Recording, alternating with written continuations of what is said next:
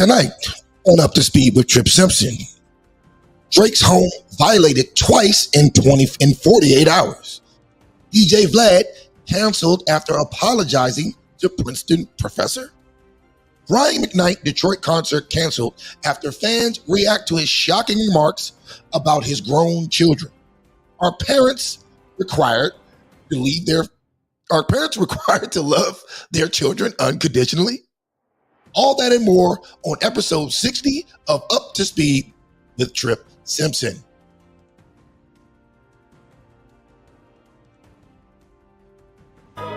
I'd rather get it out the mud than get it for free. I'd rather settle it up front than run and retreat. I son these niggas just for fun, no need for caprice. And if you tell me that I'm done, you must think I'm deceased. With every breath I take, I'm taking it further. Fuck the word a couple times and deserter. Killing niggas off with every word, I'm talking first degree murder. Just sit back, relax, be the observer. See niggas really want me out of line, I'm seeing the signs. Every time I speak what's on my mind, I'm reaching divine. No, I need my mental realign, so I'm taking my time. But I can't let these people just define what they don't understand. I'm a real nigga, it's deep in my veins. And if you cut me open right now, you'd understand the reason I speak with the pain. I know a lot of people seek my defeat and it's strange, cause they gon' be the real reason I peak with the fame. All these opinions from people who never made it, I truly would rather speak with the greatest. I'm talking Drake, Cole, and Lil Wayne. Man, I know I ain't famous, but I'ma make them seek me out when they play this. The name is King Art, reppin' that Southeast. Niggas always doubt me, but I keep it real. Other niggas hella mouthy. Pillow talking niggas always saying shit about me. Every time we bring it up, the conversation get cloudy, so I learn to move different. I never ask for permission, only forgiveness from the people who would choose to listen. A lot of niggas turn they back, I guess they mood switching. I tried to hold it all in, but man, it's too tempting. Listen, we don't compare, I thought you knew different. I thought you knew better than this, I guess you fools slipping. See, jealousy gon' take control and have you tomb digging. And we gon' leave you in that bowl like the spoon missing.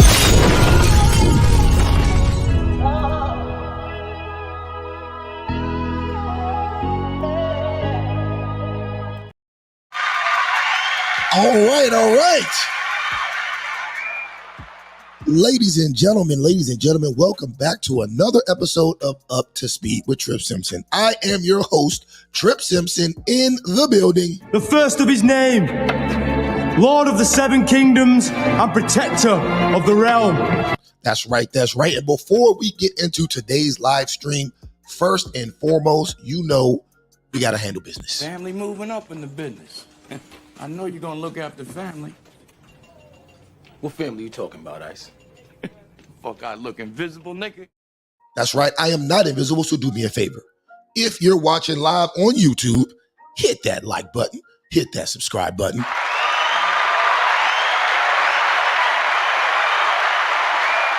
If you are watching live on Twitter, hit the heart button, hit the retweet button.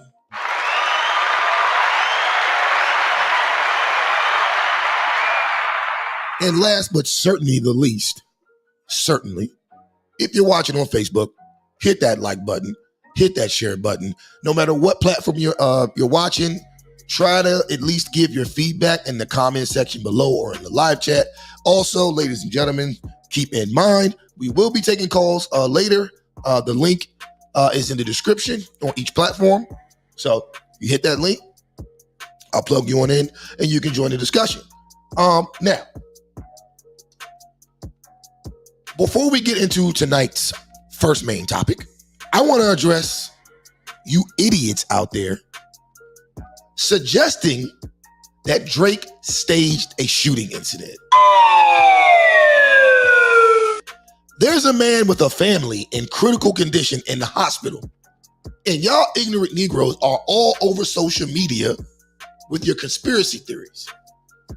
You see, just when I thought these K-Dot fans couldn't get any dumber, they said, hold my beer. Then they took it to the next level. And now it's Drake staged the shooting to get out of the rap beef. People, this is real life. People's lives are being threatened. And it just goes to show you people. Just goes to show just how you people are. And now, today, it's being reported that a second person tried to enter Drake's home today. So that's 2 times in the past 48 hours Drake's home has been violated. This ain't good, people. This ain't good at all. First, the shooting. Now you got random dudes showing up to this man's house. Ain't none of this stuff happened until Kendrick put his house and address on blast on the cover of the diss track. That, by the way, is getting hundreds of millions of streams. I mean, to be honest with you, this is next level doxing. But let me guess. Drake is staging the events so he can sue Kendrick, right? Right? Sure. Now, also, I don't know about you guys, but this situation is starting to look eerily familiar. See, it was all fun and jokes when Pac and Big were disrespecting the hell out of each other just to entertain the public. Then things took a turn for the worse, a very tragic turn for the worse.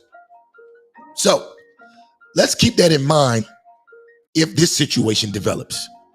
Now, one of my biggest gripes with K-Doc's camp during this whole beef is how quickly race was interjected. And though it was a cowardly move, in my opinion, by Kendrick and Rick Ross's camps, once race becomes a factor, black folks suddenly lose all their common sense and develop an innate ability to decipher or to not be able to decipher fact from fiction.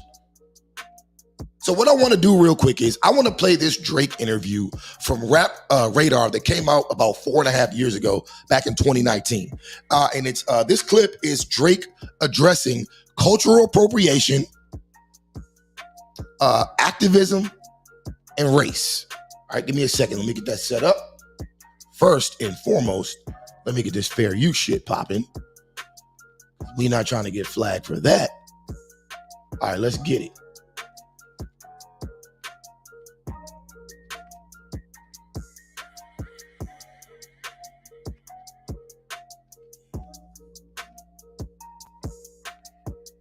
All right, set up. All right, good.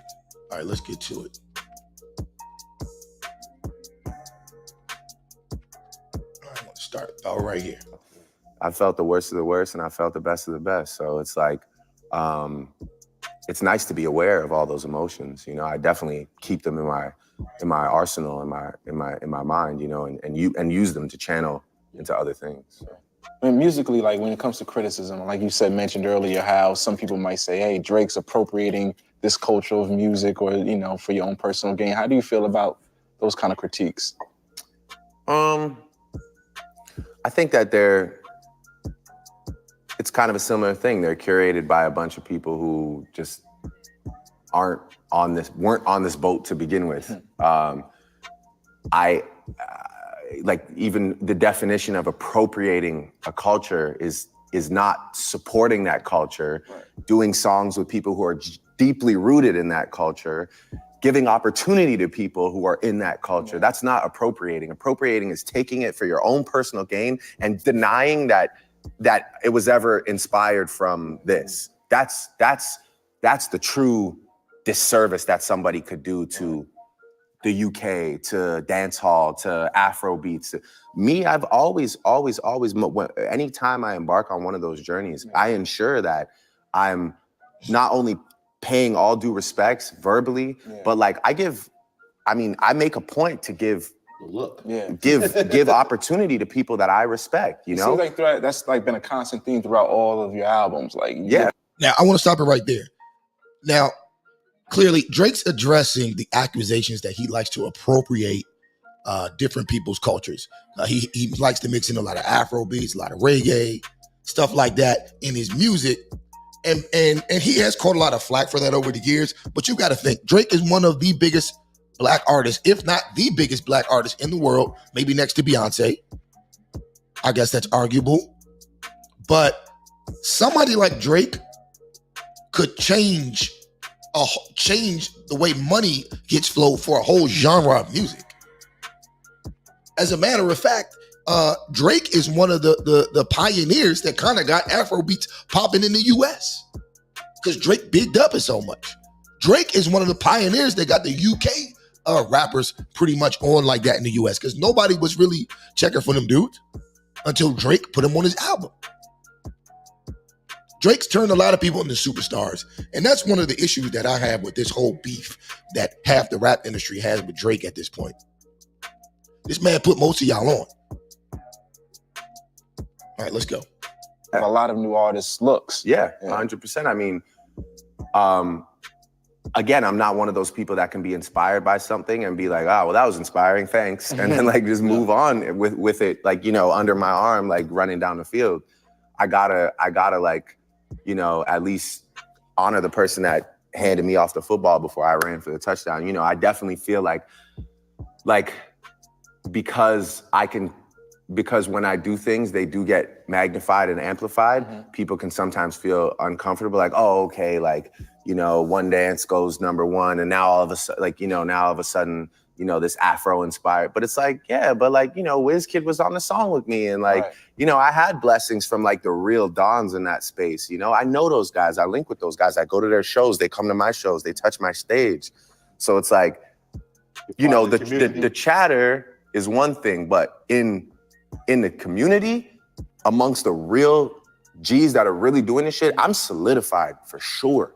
You can ask anybody. Nobody's gonna sit there and say, yeah, like anybody that with real respect that's in any of these communities you're talking about, any of these genres, nobody's gonna be like, yeah, you know, it's gonna be the guys that are like, you know, that didn't get the look. Yeah. You know, or guys that like are no longer even relevant in that space, but they have a radio interview that day and they want to be like, oh yeah, Drake, yeah, him doing Jamaican music is whack, you know. But it's like they're also mad that OVO signed Popcorn. They're also mad that I was building with Movado back in the day. They're mad that, you know, I link with this person and that person and not them. Right. So, you know, some people also feel it. You can always tell when it's personal, right? Fueled by personal gain that was never granted to them. It's interesting because like listening to your music is like you're super successful, you're one of the best to ever do it, yet you still have this chip on your shoulder. I remember listening to Diplomatic Immunity. You know, you had the line where you say you're Black excellence, but it was come to you, it's not the same though. Now here goes a very interesting part right here. I love how Drake answered this question just flat out. I love it. Pay attention. Like, why do you think that still, like, I guess, that dark cloud is over your head? Well, I think I've been in a lot of rooms and in a lot of conversations and just felt. Oh, real quick, my man Daryl Quick on Facebook says, sigh. What's your sigh about? I got a point to make here, sir. I have a point to make. That's the only reason I'm playing this clip. Now, if you disagree with my point, you know where the link is. Click on the goddamn link. Look in the description of this video, click the link, and we can have the discussion. If you got an issue. If not, watch the show. But we're welcome to discuss it. All right, I got you, man. Let's get it. I felt the other side of judgment and, you know, racial judgment sometimes, like being light-skinned, you know, being Canadian, having people that I look up to and respect tell me that I can't identify with what's going on because, you know, and granted, I'm also not the most outspoken person when it comes to political issues. I prefer to talk about it amongst my people. And if we're gonna do something, I prefer to go and make the change or actually do something. And great point here. If you notice, a lot of rap artists, and this is why I respect what Drake is saying, a lot of rap artists do the opposite. Like, the funniest thing in the world to me is when I see niggas recording themselves on Thanksgiving, giving out turkeys and handing out socks to the homeless.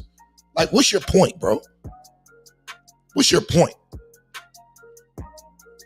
I respect a person that goes and just does the work and doesn't want all this recognition for it. Like a lot of people, man, that I see online, they make it a point to always highlight themselves, fake trying to help others. First of all, handing out turkeys don't do nothing anyway. Handing out a turkey to a homeless man is a waste of time. You know what I'd be handing out on Thanksgiving? Job applications. Because after he eats the damn turkey, the next day he's gonna be back in line begging for more food. But I respect what Drake is saying here. He does the work quietly. Not to toot my own horn, but I do the same thing. I'm not gonna get into what I do, but I run a very successful business and I hire a lot of black people.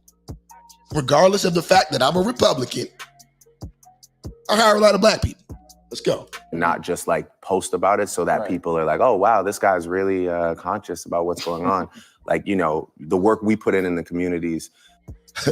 Shout out to Lawrence Davis. He says, agreed. What's your point, bro? The point's coming up, bro. It's coming up.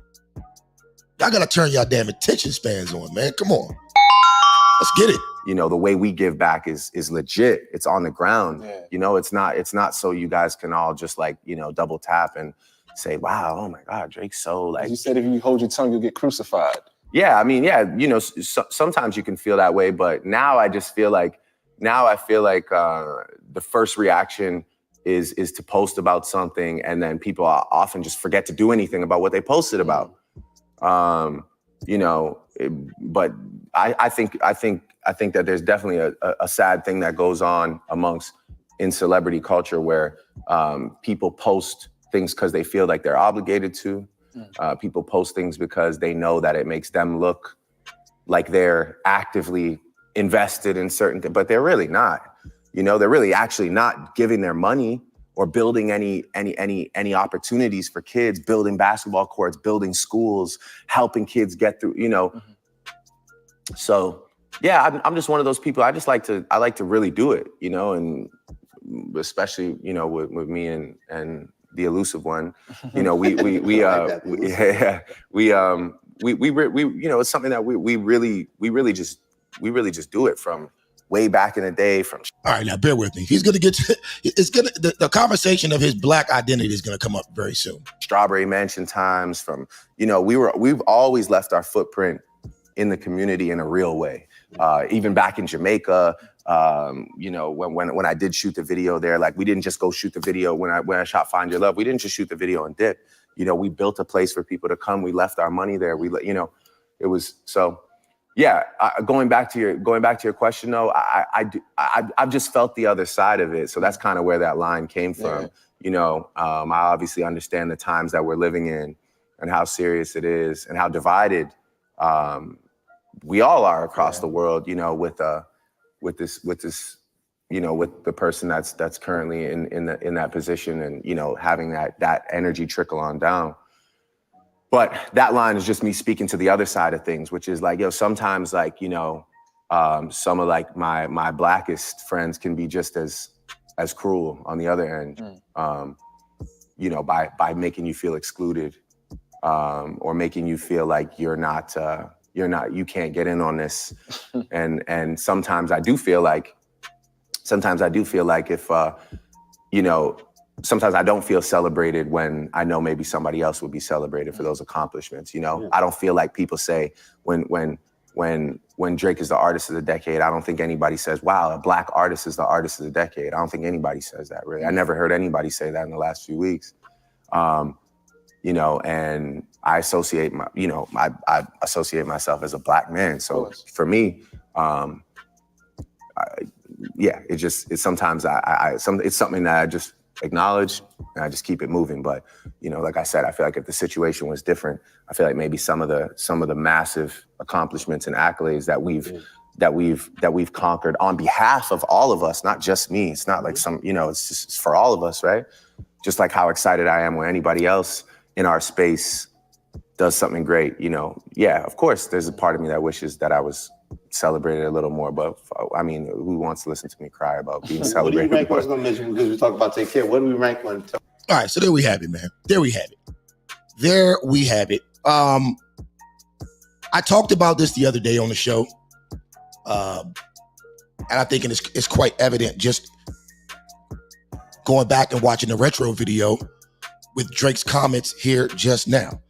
This is why I suggest that Drake just stop even trying to make music geared towards our community or this community and just go strictly pop. To be honest with you, it's not worth it at the end of the day. Flo Rida, Pitbull, Bad Bunny, and Daddy Yankee ain't worried about nobody beefing with them or some random nutcase fan trying to destroy their property or take their lives. You can't reason with the majority of the people who participate in this degenerate culture. And by degenerate culture, I'm talking about hip hop. Yes, I am. It's all just one big contradiction that we try to justify through overly emotional rhetoric handed down to most of us through this baby mama raised society. If you had to choose between if you had to choose an upbringing for your child and you had to choose between a majority white or Jewish neighborhood in the best part of Toronto, Canada, or grow up where K-Dot did in the slums of Compton, which one would it be? Which one would it be? Which one would it be? Now, if you say the slums of Compton, you're either a liar, an idiot, or you're both. So I ain't trying to hear that. It's funny because Drake is pretty much shitted on because of how he grew up, where he grew up, and the circumstances behind that. But all of you Negroes are that's your goal in life, to get out of the slums that you're in. So it's like damn if you do, damn if you don't. Like, which one is it? Why are we required to be losers just to claim our success? Why can't we just get out here, try to win, right? Try to win so that our kids get a step further. And then our kids try to win even more so that they get a step further. Why can't we do that? Why does it have to be, no, you're not valid unless you're born in squalor? And it's that point right there why I don't really respect anyone's opinion on the whole Drake versus Kendrick Lamar beef. Because in my opinion, Drake washed him. But everybody has this affinity towards Kendrick because of his upbringing, probably because he's dark-skinned, and because he grew up around more poor people and criminals.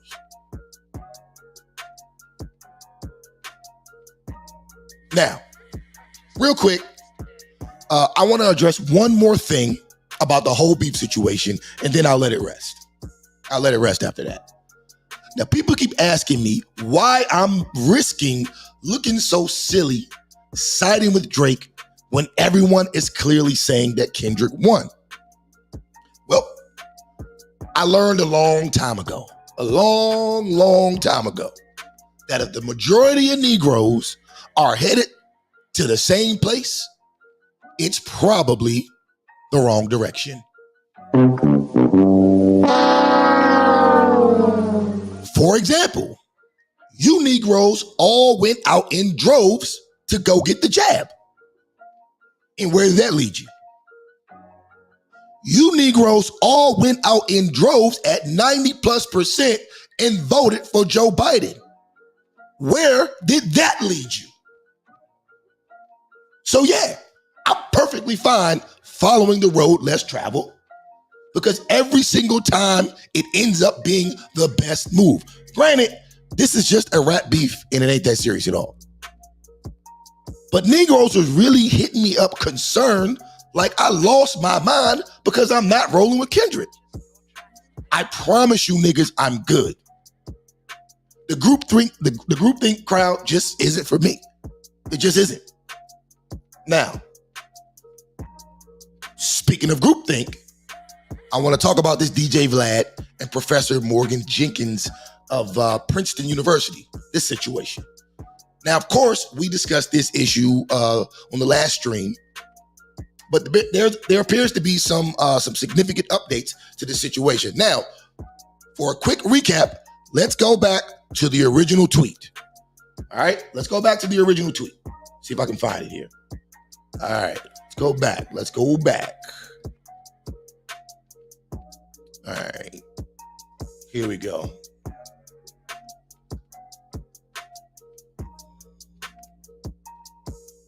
All right, give me a second. Let me share this tab. All right, boom. There we have it. All right, so here's the original tab. The original tweet. So it says, oh, damn, wait a minute. That's not it. Shit. Give me a second. Give me 1 second. God damn it.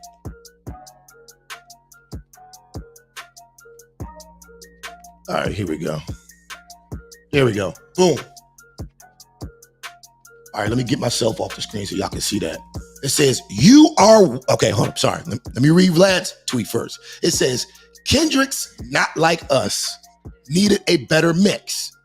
It takes away from the song. That's all the man said. All the man said was the song needs a better mix. That's all he said. Then this strong, independent queen that happens to be a professor at Princeton says, you are white. This is a black folks affair.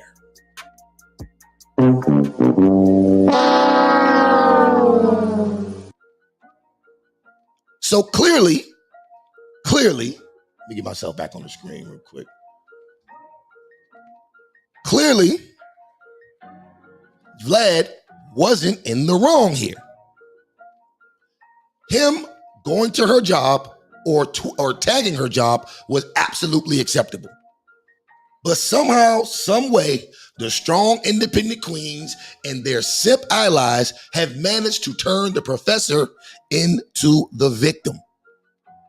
This woman clearly made a prejudice and racist statement, and Vlad did what any other American who encounters racism does. He alerted her place of employment. But somehow, it was racist of him to do that. You really can't make this stuff up. Now, anytime a white person is caught on camera doing the slightest hint of shady activity to a black person online, all of their information is immediately put out there.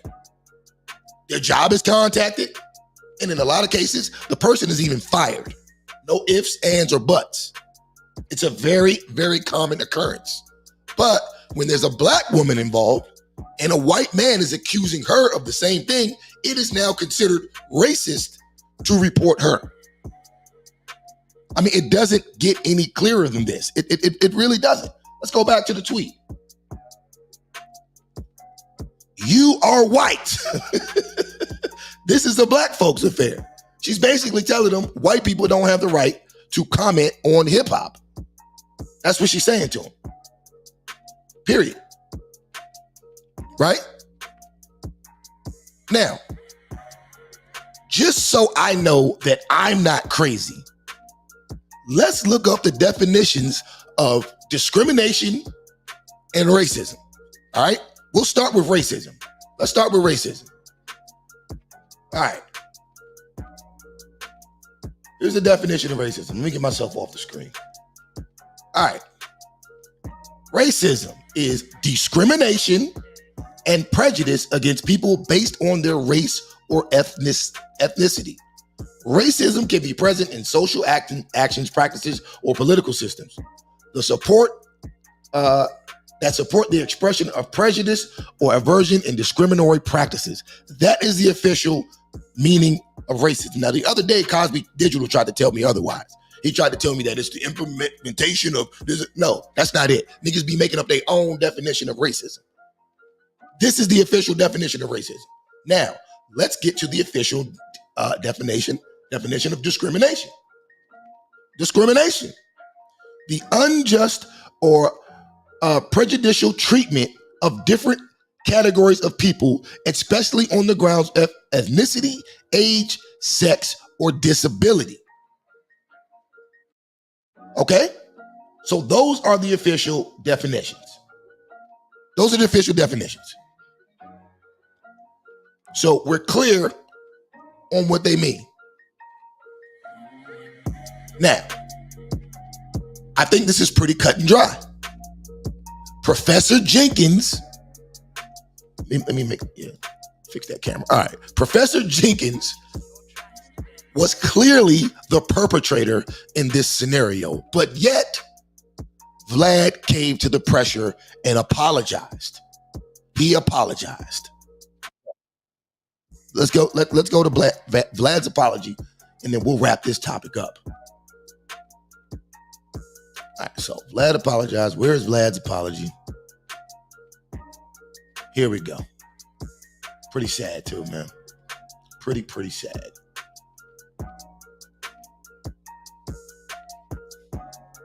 All right, so Vlad says, after considerable reflection, I would like to apologize to @Morgan_Jenkins for tagging her job in my replies during our Twitter exchange last weekend.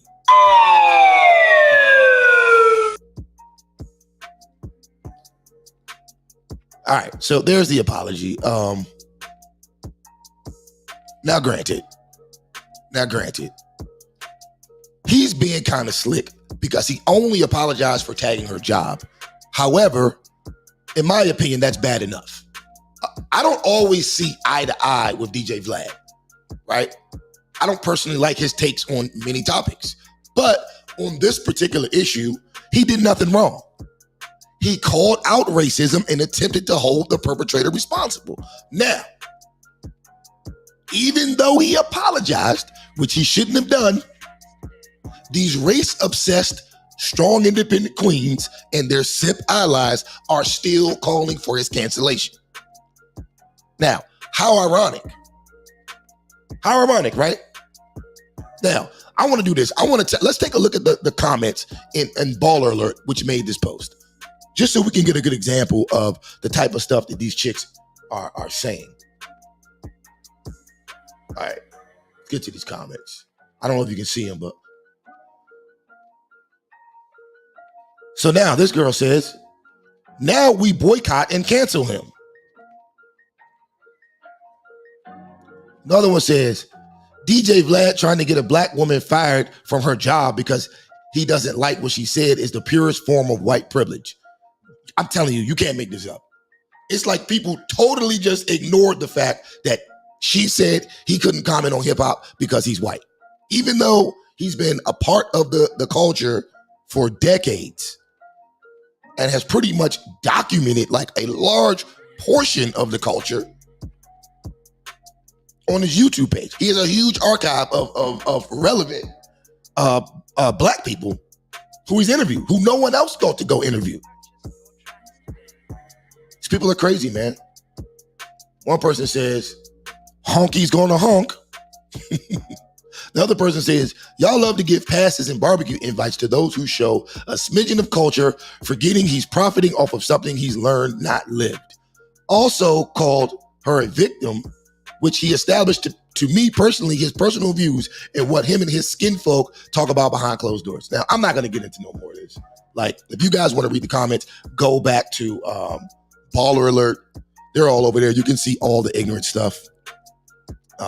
Knock yourself out. Now, I'll say this.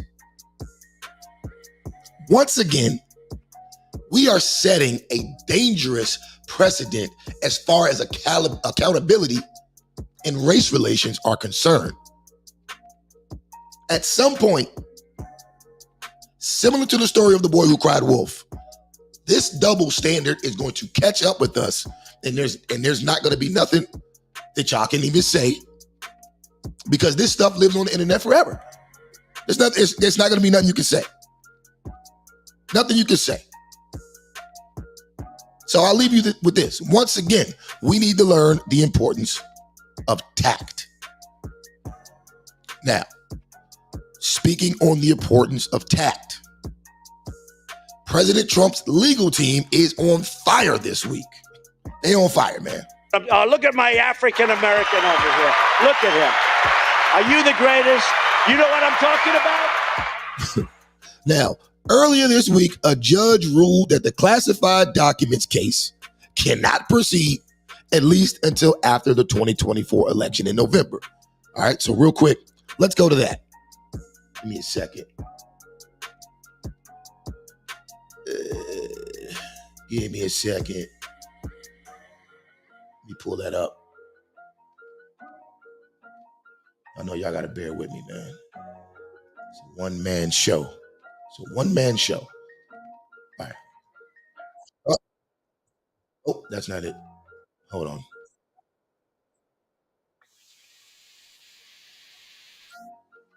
Sorry, guys.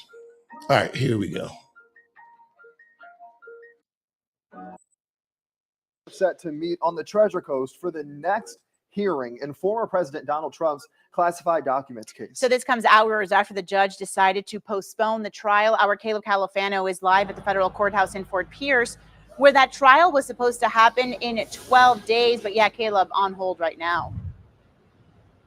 That is correct. And this ruling essentially guarantees that we won't be seeing a trial here in Fort Pierce, at least before the November general election. Now, here's what we know. We know former President Donald Trump is charged with mishandling classified documents.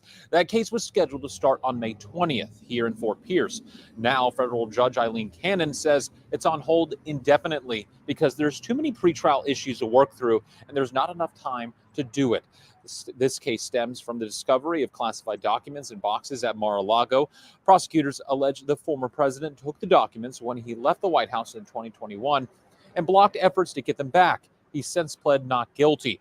Prosecutors say in total 11,000 documents, including 100 labeled classified, were recovered when the FBI searched Mar-a-Lago, and that part of what needs to be decided before the case can move forward is who can view those documents that will be entered into evidence. Now, Judge Cannon says a new trial date will be decided once these pretrial issues are cleared out.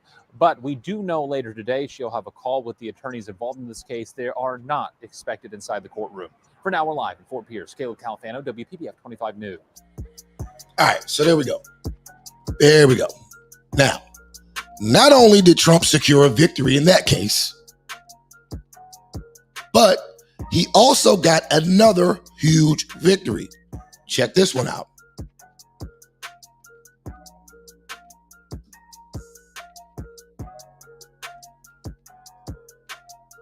One second, people. All right.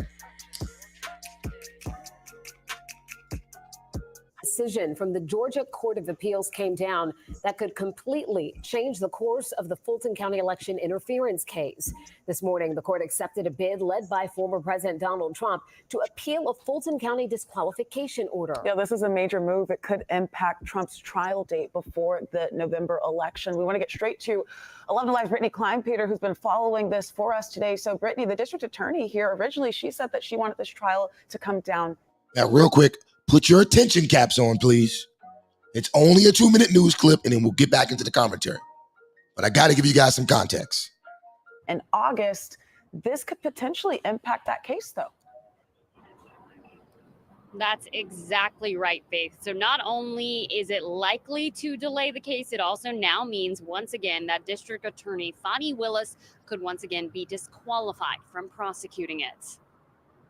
Tonight, it appears former President Trump is one step closer to avoiding criminal proceedings before the November election. Given the high-profile nature of this case, the one thing no one wants is for this to be overturned on appeal. In a move early Wednesday, the Georgia Court of Appeals agreed to hear Trump's appeal on the ruling that allowed Fulton County DA Fani Willis to remain on the 2020 election RICO case. The decision will most certainly delay the trial in Fulton County for Trump and his 14 co-defendants, as well as put Willis's fate back up in the air. So Mr. Wade is still out. There isn't the possibility of him coming back into the case. Now the issue simply remains, should a Fani Willis also have been recused? Emory law professor John Acevedo, who has been closely following the case, says an appeals court would have to make a decision very quickly in order for the trial to start this calendar year. It's still possible that it could, but the Court of Appeals would have to decide very fast.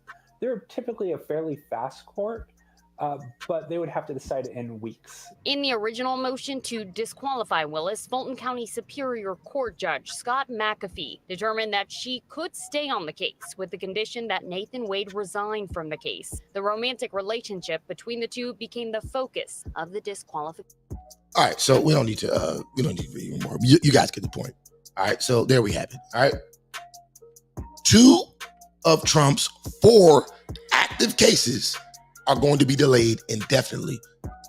Okay, they're going to be delayed indefinitely until after the election. Now, why is this important? Why is this important?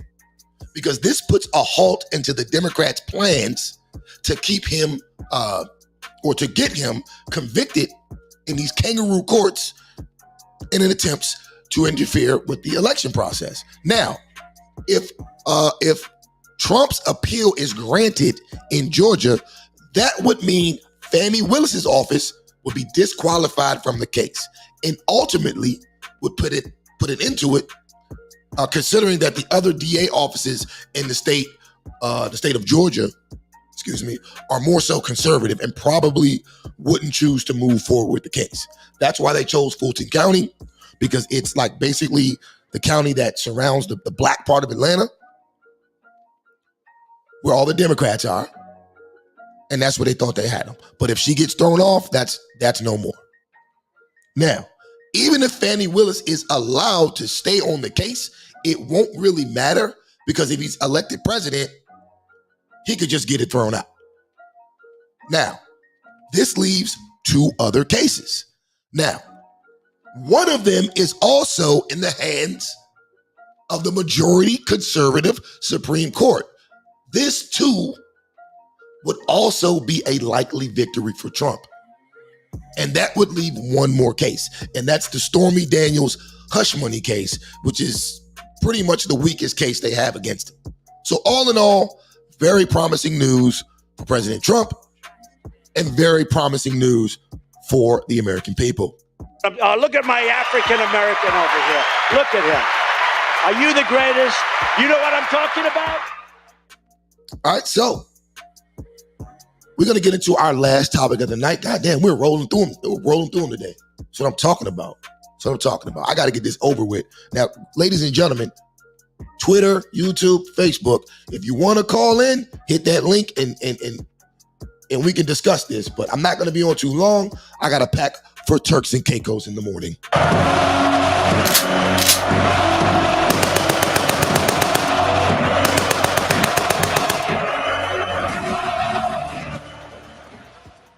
But anyway, let's get on with it. Now,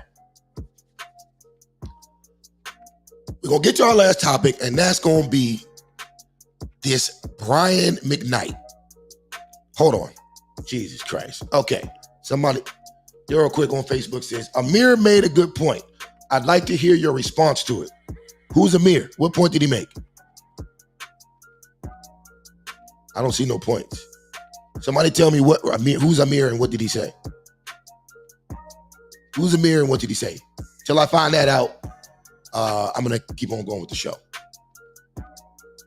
All right, where was I? The Brian McKnight situation. Now, in case you guys aren't up to speed, Brian McKnight has been all over the black headlines recently after some comments he made about his kids from previous relationships. Now, it's also interesting to note that once again, black folks have decided to go full throttle against the man, despite not being privy to the actual details pertaining to why he chose to disown his kids.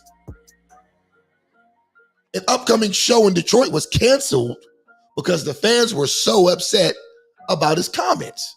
So here's what we're going to do. We're going to first go back to a video that he posted last year where he addressed a frivolous lawsuit filed by his daughter, and then he got into some other comments about his other kids, and then we're going to play videos from Ricky Smiley and Tyrese, and then we're going to wrap this shit up. All right, so let's get to the first video from Carl Thomas. This is from last year, and we're going to rock and roll. Let's get it. McKnight here. There's been a lot of discussion online lately about how I talk about my family on social media. Typically, I prefer not to give attention to the internet trolls, but now my family is being harassed online and accosted in public, apparently because some people can't handle seeing my happily ever after. Coming after me is one thing, but the moment you come after my wife and our children, it's another story. Because even more important to me than defending my name is defending and protecting them.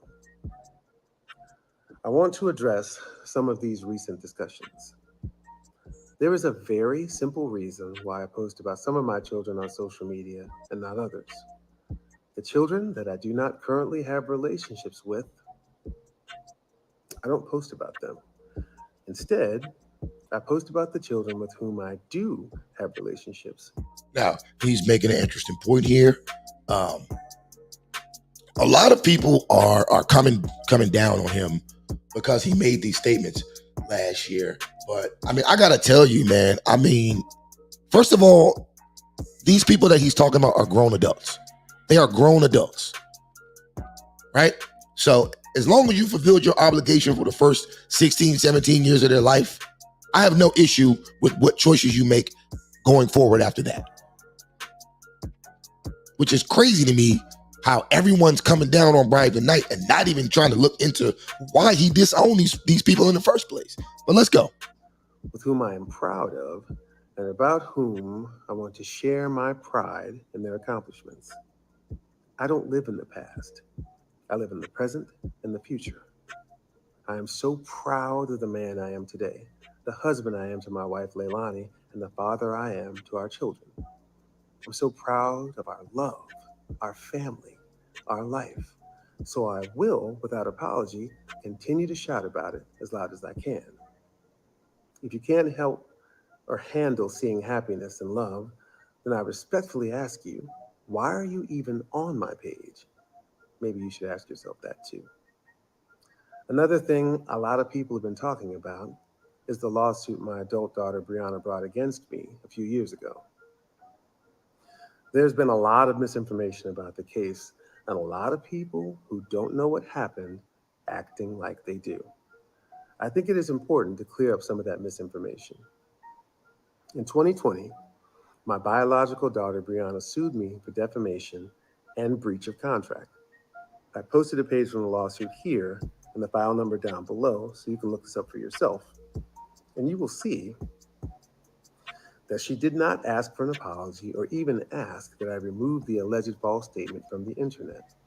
All she asked for and all she wanted was money. The case was dismissed before there was any decision whether my statement about her was defamatory. We settled the case earlier this year, and I agreed to pay Brianna some money, but here's the interesting part. She sued me for defamation and breach of $1 million life insurance policy, and I agreed to pay her $318,000 with no admission of any wrongdoing whatsoever. You heard that right. She dismissed $1 million case in exchange for payment of $318,000 with no admission that I did anything wrong and no requirement that I retract my statement or remove it from the internet. Now, let me stop right there. Now, so I like to actually research the stuff I talk about, right? So what I did was I actually looked up the file number and looked up this case. And Brian McKnight is telling the truth. Brian McKnight is telling the truth. His daughter literally filed this frivolous lawsuit against him just to get paid. But you have the strong, independent queens and their simp allies online attacking this man daily, saying he abandoned his children when, first and foremost, the people who he's talking about are not children. They're fully grown adults. They're fully grown adults who harass him for money all the time.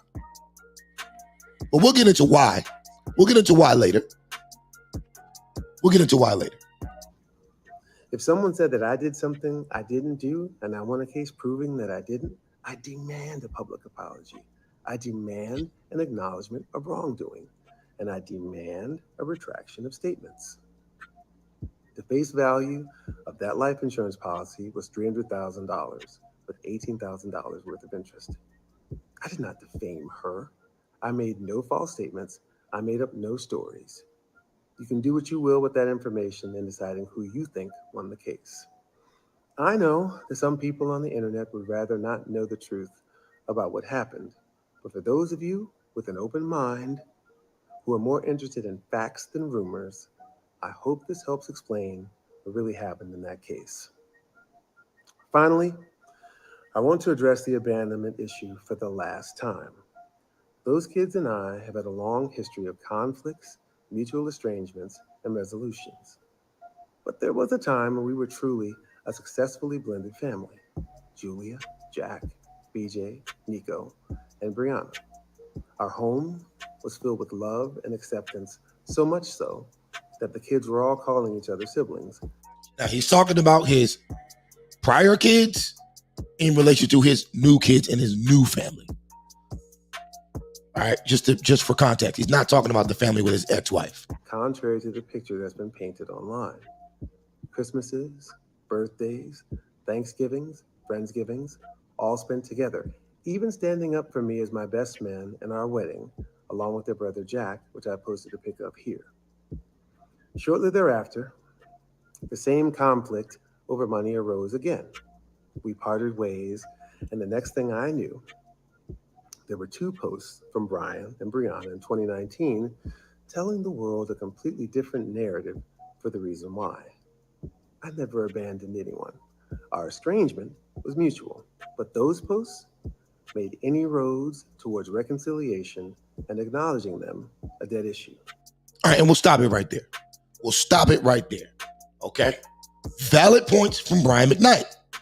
Valid points. It's funny how before they started trying to cancel this man in the past 2 weeks and cancel his shows, nobody looked up anything that he was saying. That's crazy to me. That's crazy to me. But those are the ramifications of having a culture that is headed by women.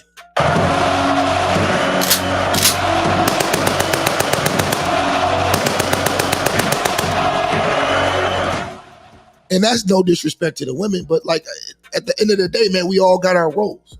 Most women at the end of the day want a man to lead the show. They do. I know they talk a good game and act like they want to do this and act like they want to do that. But by the time when they're at home at night, clutching that pillow all alone, they yearn for the leadership of a man.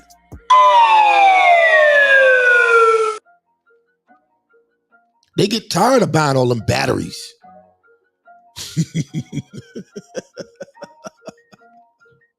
But anyway, let's move on. We're going to get to Ricky Smiley's comments. Now, of course, like I said, the show he had in Detroit has been canceled. And all of a sudden, Brian McKnight and his kids have become a hot topic. Now, Ricky Smiley, of all people, decided that he wanted to comment on the situation. So let's get to his comments. We ain't going to play. This is like a 9-minute video. We ain't going to play all this. But we'll try to get through a good portion of it. In evil, whatever he said, whatever he called it, kids, to all of his stunned and horrified by watching that. I just want to say to Brian McKnight, kids, to all of his kids, the ones that he said that's born out of evil or born in evil. Real quick.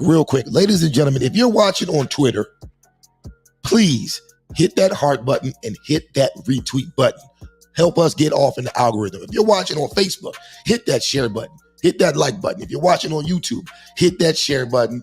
Hit that like button. Also, don't forget to comment in the live chat. All right, let's get it. Evil, whatever he said, whatever he claims, or whatever, let you know that you have a lot of support out here. We here at the Ricky Smiley Morning Show support you. If anybody get this message out to Brian McKnight, 2 sons and daughter, you are always welcome to the state of Alabama, to the great state of Alabama, where you have men and you have uncles and you have a lot of people in Birmingham that take on kids that have been abandoned by fathers. Bruh, we're talking about grown-ups. We're talking about grown-ups. What is this dude talking about? He's talking about have Brian McKnight's grown children reach out to him. What is he talking about? Why do you want 2 grown men to reach out to you, Ricky Smiley? I got that thug in love. I don't know, man. Seems kind of weird to me, man. You want 2 grown men who are claiming they ain't got no daddy to reach out to you so you can be their daddy? Ricky Smiley? I got that thug in love. Come on, man. Shout out to Guns and Cafe. He says, is he family to them or something? Hell no, he ain't family. No, he's not family. This is some real sick, weirdo crap. Like, instead of reaching out to Brian McKnight to see why this is even going on, you get on your phone and get on live and start talking crazy like this. This is why Cat Williams put him and other people on blast, man. This is some cornball stuff. Some real cornball stuff, man. Seeing a lot of it, even with watching Little League football coaches that spend their own time, money, and resources into trying to make sure that the kids have everything they need. But I know that y'all are older. But if y'all ever feel any kind of way, or you feel unloved and need male figure, father figure, it's people out here like myself. Oh no. Oh no. That nigga gay, nigga gay, nigga gay, nigga gay, nigga gay, nigga gay, nigga gay, nigga gay. No.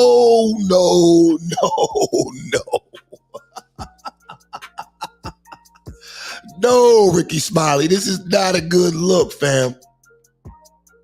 Yo, I can't, honestly, man, Black culture never ceases to amaze me on a daily basis, bro. It never ceases to amaze me. Never. Let's go. And I know I can vouch for my brother from another mother, Ben Crump and others. We would be more than happy to have you. You are not thrown away. You are not garbage. You are loved. You are to be respected. And there's a lot of group of men out here waiting to stand with you and make sure you have everything that you need. We are not here. I got that thug in love. All right, I can't listen to Ricky Smiley no more. I can't listen to Ricky Smiley. Now, oddly enough, Tyrese called Ricky Smiley out. Tyrese, of all people, I'm 50-50 with Tyrese, right? Sometimes Tyrese makes a hell of a lot of sense, and sometimes he sounds like he needs to be checked into a mental institution. When it came to the breakup with his ex-wife, he made a lot of sense. But when it came to the situation when he was beefing with DJ Envy, and DJ Envy didn't talk to him no more, he sounded like a psycho. So I'm 50-50 with Tyrese. But Tyrese is going to be spot on in this next video. Shout out to Daryl Quick on Facebook. He says, might have to put Alabama on a no-fly zone. Facts.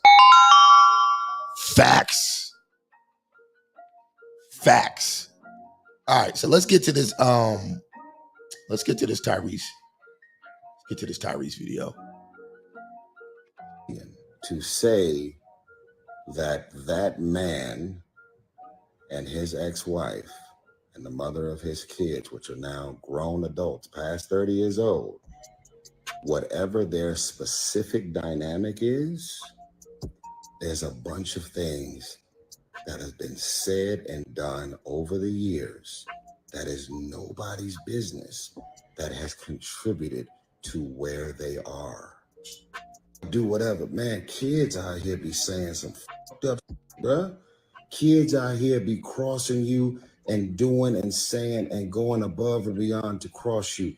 I do not know what that man and that woman or his kids or anything about anything I want to address is I want to talk to my brother Ricky Smiley, and I want to say to you that it is unfair, in my grown man opinion, to say that man and his ex-wife and the mother of his kids, which are now grown adults, past 30 years old, whatever their specific dynamic is, there's a bunch of things that has been said and done over the years that is nobody's business, that has contributed to where they are. Do whatever, man. Like, I literally know Brian. I have not had one conversation with Brian McKnight about his wife, his kids, or anything that went down between them, nor is it my business, nor is it my place to ask him, what happened, man? What's going on? This and that. None of my business. What I am addressing and talking about is I feel like it is not fair to act as if relationships between men and their children that at some point become adults can't fall apart, can't become extremely volatile and toxic. Listen, man, I know dudes that are in or do whatever, man, for getting in full-on fights with their kids who grow up, who think they can talk to them and treat them any kind of way, stealing money, flirting with their girl or their wife inappropriately while they're in new relationships. Like, I literally know Brian. I have not had one conversation with.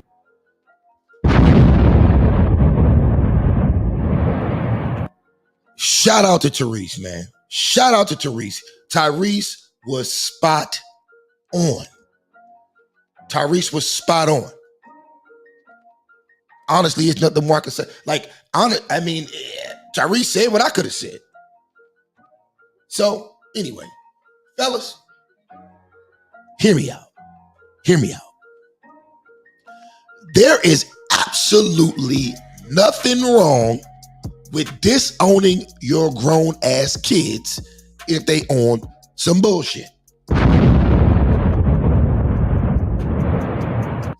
Like Brian said, he didn't even raise them kids. The mothers were granted custody and he paid his support. And I see this happen a lot when the moms get majority custody. They wring the man out to dry in the court and extort him for his money. They keep the kids away and they program them to hate the fathers. Brian McKnight probably got tired of that crap. It kind of reminds me of the 50 Cent situation. Remember 50 Cent? Remember 50 Cent's son was out here harassing his dad online, trying to press him for money. And 50 Cent said, "The hell with him, and the hell with your mother."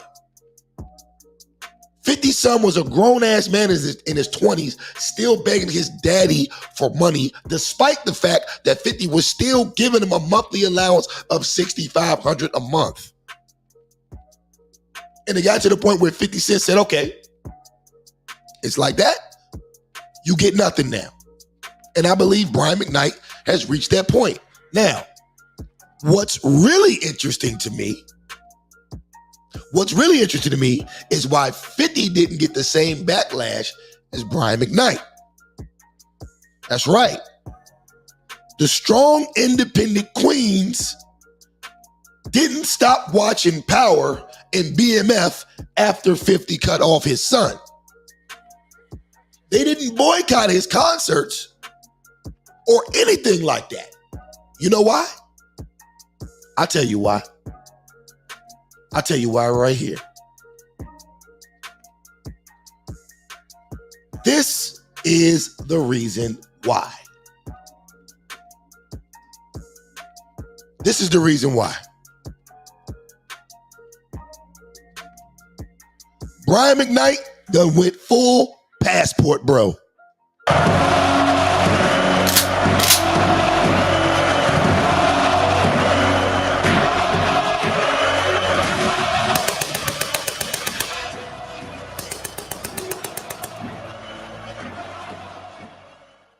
Brian McKnight done went full passport, bro. Look how happy this man look. See if they got more pictures. Look how happy this man look.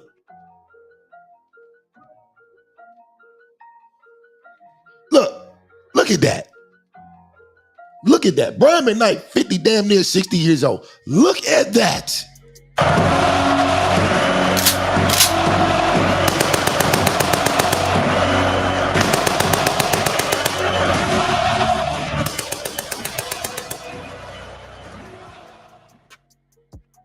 Fellas,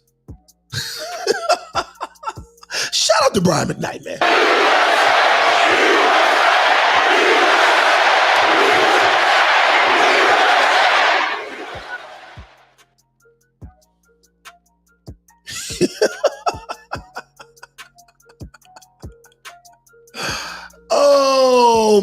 God. That's why they so mad. That's why they so mad. I see it. Oh my God, man. Oh my God, man. Look, man. I ain't mad at Brian McKnight at all, man. This brother chose peace. He done got him a little Filipino joint, started a whole other family, and he finna live out the last 30 to 40 years of his life drama-free in a situation where he's raising his kids to his standards and not having to put up with the court-ordered dictatorship. Now, hopefully, this time around, he's got his paperwork in order and some prenups in place. But yeah, fellas, unconditional love is for fools.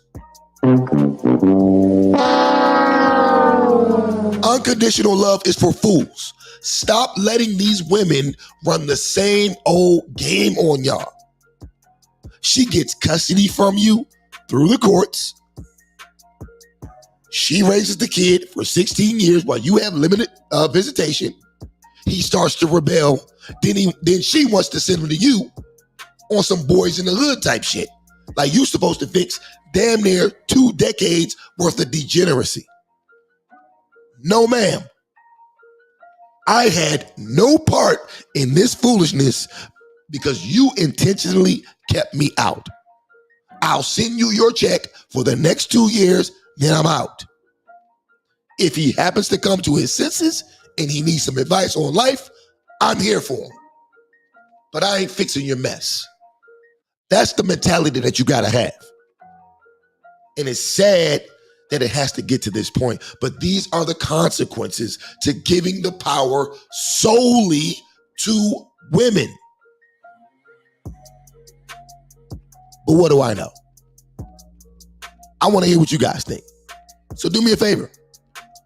Click the link in the description if you're on YouTube or Twitter or Facebook. The description to the link is in the description of all these providers. Now, what I can do, I'll also put the link in the chat.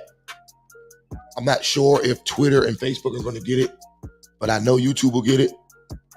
So I'll put the link in the chat. If you guys want to call in, feel free to call in and give your opinion.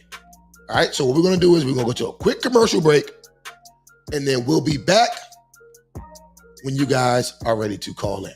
All right, let's get it. You know I'm really on fire. Popping up the grease and I'm peppermint. Back up. She don't know how to act up.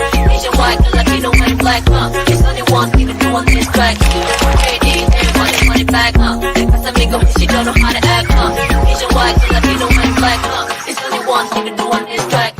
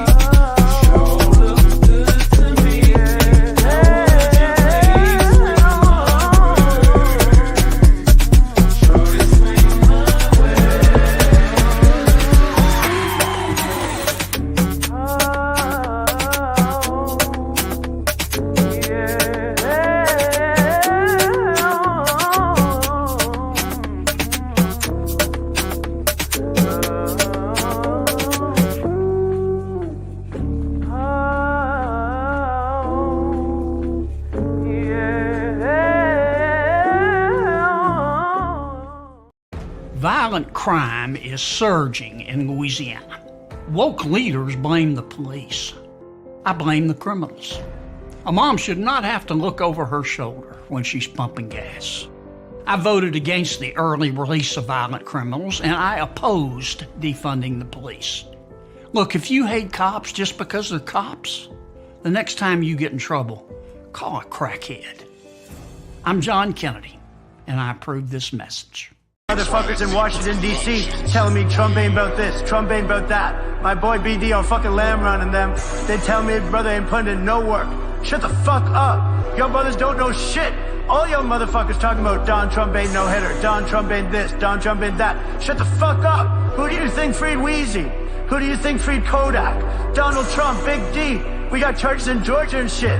I don't play with a motherfucking Trump like that. Mega, baby. These bitches love Darnie, and they know it. Fuck a whip by them, boy. You can get fucked over. Biden and Harris, they gon' change your gender. Kick them out the White House. Harris, we gon' send her. They do it all for Donnie. You boys ain't making no noise. You know that I'm an orange boy. Your clique is full of trans boys. God, y'all some they thems. God, y'all some they thems. Mega, yeah, we right, boy. Mega, we them white boys. Vote Donnie T. Trump 2024. Running the country straight out of cell block C. I'm facing like 100 years and shit. The only way I'm gonna be free is if I win this shit. Vote Donnie T. All right. Ladies and gentlemen, we are back. Unfortunately, we do not have any participants, and that's perfectly fine with me. Hope you guys enjoyed this show tonight. I guess I'm about to go finish packing for Turks and Caicos. So, once again, whether you agree, you disagree, or you're indifferent, do me a favor, whether you're watching live or you're watching the replay, leave a comment in the comment section below. Also, don't forget to hit that like button. Don't forget to hit that subscribe button. If you're on Twitter, don't forget to hit that follow button. Don't forget to hit that subscribe button if you're on YouTube. Tap that notification bell and select all. For myself and the rest of the crew here at Trippin' Ain't Easy TV, peace out. We'll catch you on the next one.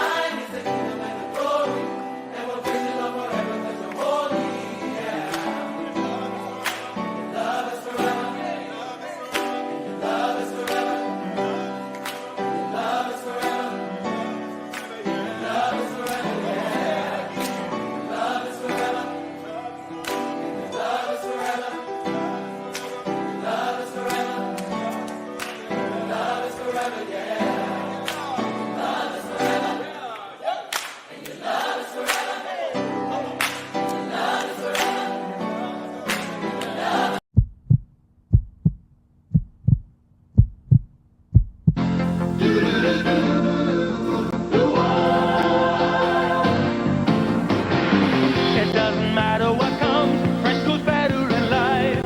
With mental fresh and full of life.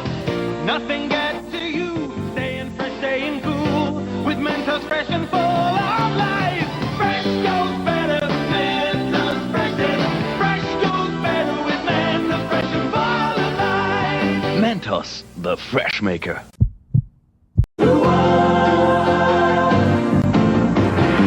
It doesn't matter what comes, fresh goes better in life. With mental fresh and full of life.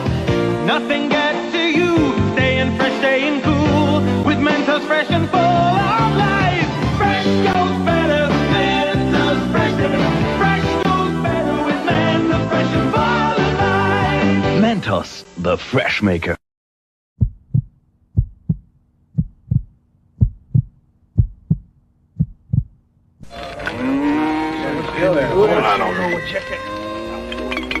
Hey, Cookie, more pecani sauce.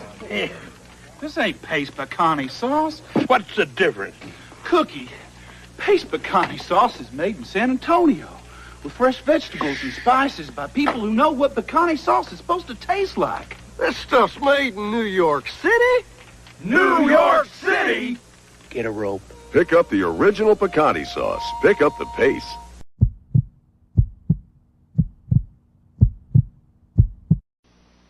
Is there anyone out there who still isn't clear about what doing drugs does? Okay, last time. This is your brain. This is drugs.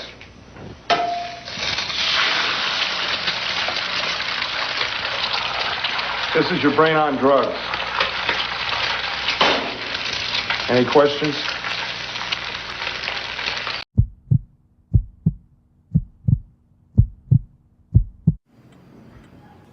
This is your brain.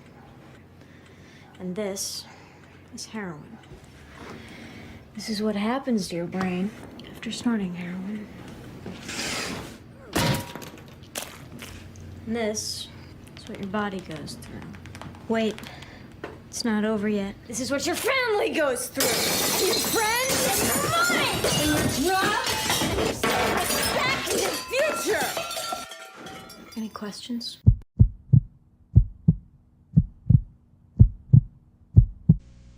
I'm Michael Jordan. McDonald's restaurants have given me this time to talk to you about something we both really care about, kids. Kids are the reason McDonald's sponsors their Get It Straight program, a national drug awareness effort. Think about this. Many of you using drugs out there now are under 18. Do you realize that at 18, you have lived only 1/4 of your life? When you're using drugs, you're only cheating yourself out of the chance to find out who you really can be. And believe me, if you don't use drugs, you can just about be anything you want to be. Listen, you got at least 3/4 of your life to go. That's 3 more lifetimes to you. So don't blow it. Don't do drugs. If you're doing it, stop it. Get some help. McDonald's wants you to give yourself a chance to find out all the wonderful things you really can be. And so do I.